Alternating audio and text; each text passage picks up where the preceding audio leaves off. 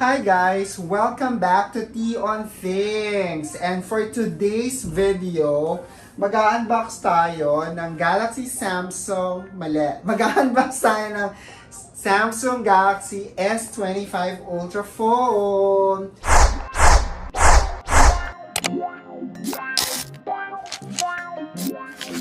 Aside from unboxing, I wanna talk to you about this phone, kung sulit ba talagang bilhin siya this 2025 or stick muna kayo with your current phones, okay?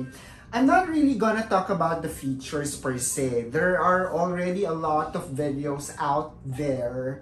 But for me, this video is about whether you should buy this or not. Pero most likely, ang sagot ko dyan, wag na. Wag niyo nang bilhin. Sinagot ko na agad yung tanong, hindi pa ako tapos mag-unboxing, diba? But, let me share you why you should not buy this now and wait for the next generation.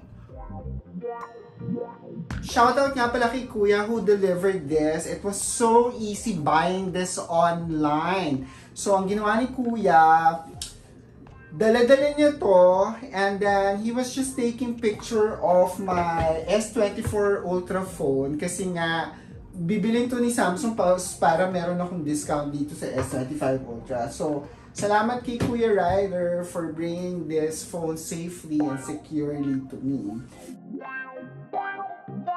Let's unbox the phone. Yun na lang.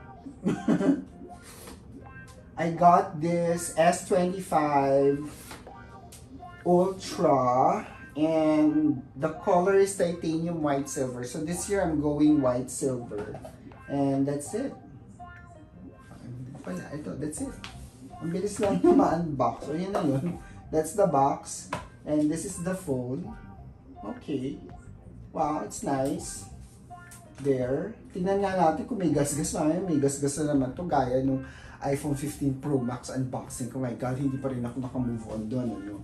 And yes, syempre, sa likod niya, you get this other box for the ejector pin, some warranty, and the USB-C cable. So obviously, I'm not gonna use this naman. So let's just put it back there.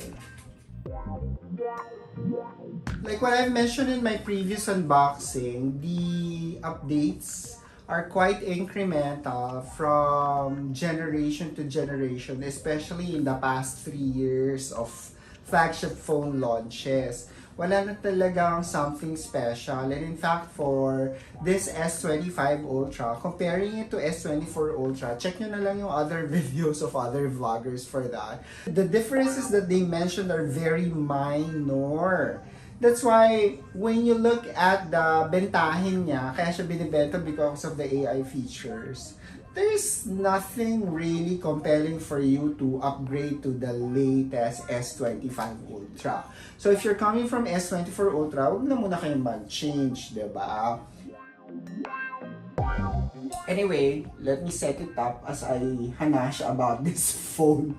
Ang ganda ng pagka-silver niya, diba?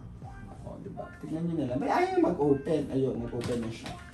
The most significant change is obviously the design. It's supposed to be lighter, it's supposed to be flatter as compared to S24, and you have now a rounded corner. Kasi ito medyo masakit to eh. Masakit to talaga eh. Especially with prolonged use. Lalo na kung if you're using email or doing a lot of long documents or long texting, yun, masakit siya talaga. If you're onto social media rin, medyo masakit siya kapag scroll ka. So, mas magaan, mas rounded yung corner, mas masarap hawakan, diba? English, English Philippines, okay. Start, lagyan na lang natin yan dyan. Okay, agree to all. I don't like sending diagnostic data, syempre, no. Easy setup with another device, Galaxy Android. Okay, scan QR code.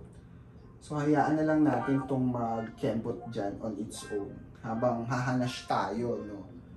Okay, let it connect on its own. So aside from the design, the other one that's supposedly much more advanced right now is its AI features. Pero for those who are using S24 Ultra or even Pixel phone or even the iPhone 16 and iPhone 15 series, talaga bang nagagamit yung mga AI features na yan? Sige, sa mga regular users dyan, nagagamit nyo ba talaga? Oh, ayan. Verify it's you. Let's put the, pin. Choose a Wi-Fi network. Okay, let's go choose. Hello, sino ba talaga gumagamit ng AI na yan? At least for me, the one thing that I really like about that is when I'm trying to write something. Like a letter, a comment, a response to something, an email, a text message.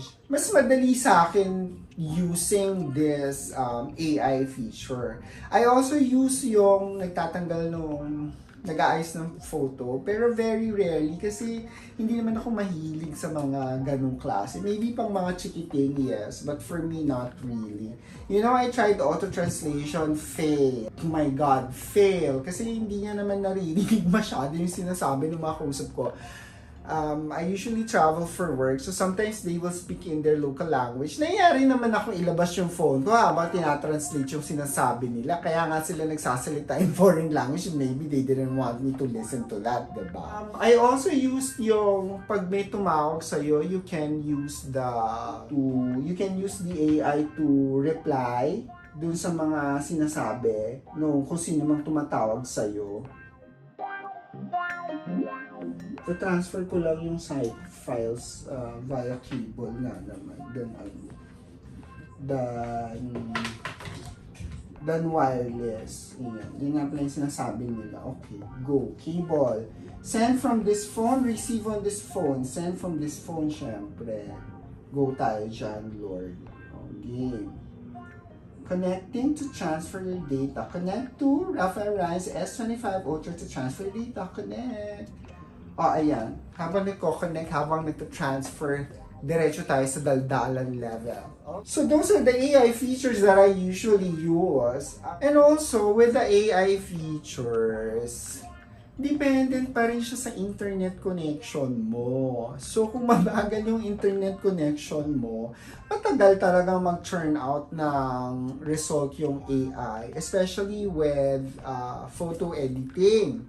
So, bago ka bumili ng mamahaling phone, kuha ka muna ng magandang data plan. Diba? At saka, siguraduhin mo muna na you're in a network that offers a really fast connection. So, another use case for me is Microsoft Office. So, Office 365, Outlook, Teams, and OneNote. Yan ang mga madalas kong gamitin. And frankly, I don't need a flagship device in order to use those apps seamlessly. Sa tingin ko kahit yung mga mid-range phone can already run.